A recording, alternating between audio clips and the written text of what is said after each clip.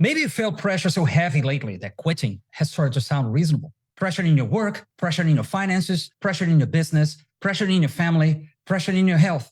And maybe part of you has wondered, can I keep going? Can I finish what God assigned me? If you felt that, this message is for you. Let me tell you this.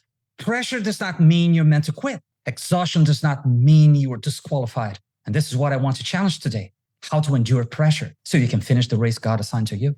I'm Christian Sisson, founder of NewMeFy.com, an online space where you discover your purpose, become the new you, and start a new life. And I rebuilt myself many times coming out of depression, addictions, and absolute collapse. And in the process, I've cracked the code of purpose. This is what you're going to find at this YouTube channel. Keep watching. For so many people, life feels like a race against time, a race against falling behind, a race against other people, against those ahead of them, against people moving faster, against smarter people, against people with bigger platforms. But that was never the race. Your race is not against others. Your race is against quitting. And quitting happens in the mind before it happens in life. First, you start doubting you're good enough. Then you start carrying burdens God never asked you to carry. And finally, you start wondering if your assignment was ever real to begin with. And that is where quitting starts to sound reasonable. That is where many callings die. Let me reframe this to you. You do not have to finish first to win the race God assigned you. You have to finish faithful. Faithfulness is greater than being first. For example, Noah stayed with an absurd assignment. Paul endured persecution and suffering, and Jesus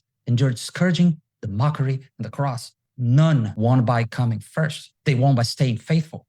And they endured because joy was in view. And if future joy stays in view, present pain can be endured. When pressure tells you the season will break you, set joy before you. See the breakthrough. See the peace on the other side. Tell yourself, when it ends, it's going to be awesome. What God is forming through it will be worth it. Keep this in mind. There is only one person in your race. You. It is a race of one. The goal is not to outrun people. It is to stay with the assignment and finish faithful. Deployment is not acceleration. Deployment is endurance. Deployment is obedience. And sometimes obedience looks like staying. Sometimes progress is refusing to quit what God assigned. And that may be the bravest thing you do in a season. Ask yourself these 3 questions.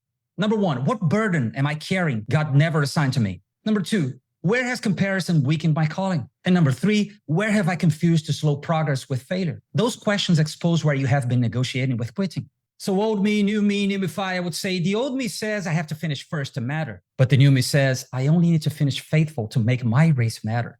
NewMeFy is the reinvention that moves you from performance, needing to finish first to matter, to assignment, finishing faithful to make your race matter. From comparison to calling, from doubt, panic, and retreat to full deployment. If something in you knows you're not living the life you were born for because pressure has been pushing you toward quitting, keep watching. These teachings will pull you out of your old self into the new you on purpose. Subscribe, hit the bell, leave a comment with your takeaway. Till the next video.